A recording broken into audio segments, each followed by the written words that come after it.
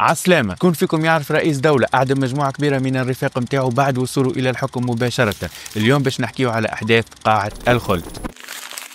سنة 1979 استقال أحمد حسن البكر رئيس العراق السابق من منصبه وسلم صلاحياته إلى صدام حسين. نهار 16 جويلية 1979 ولا صدام حسين رئيس العراق، وبعد 6 أيام بالضبط ونهار 22 جويلية نظم اجتماع عاجل لكبار قادة حزب البعث في قاعة الخلد في العاصمة بغداد. قاعة الخلد كانت قاعة معروفة وينظموا فيها الاحتفالات والمؤتمرات وكانت ترفع 400 شخص. صدام بدأ الاجتماع متاعه وبدأ يحكي على مؤامرة لقلب نظام الحكم من طرف حزب البعث السوري ضد حزب البعث العراقي، وقال أن المشاركين في المؤامرة هذه موجودين معنا وحاضرين في القاعة. صدام قال لهم أنه متفاهم الصدمة النفسية متاعهم لكن لازم ينظف الثورة والدولة والمجتمع منهم ومن أمثالهم. تهمة رفاق صدام كان تكوين تنظيم خارج مؤسسات الحزب والحكم متاعهم كان بين الاعتقال والإعدام. صدام طلب من قائد المؤامرة أنه يتكلم ويكشف تفاصيلها قدام الحاضرين، وكل ما يتذكر اسم مشارك في المؤامرة صدام كان يطلب منه ترديد شعار الحزب ومغادرة القاعة، والنتيجة بعد خروجه إما الاعتقال أو القتل.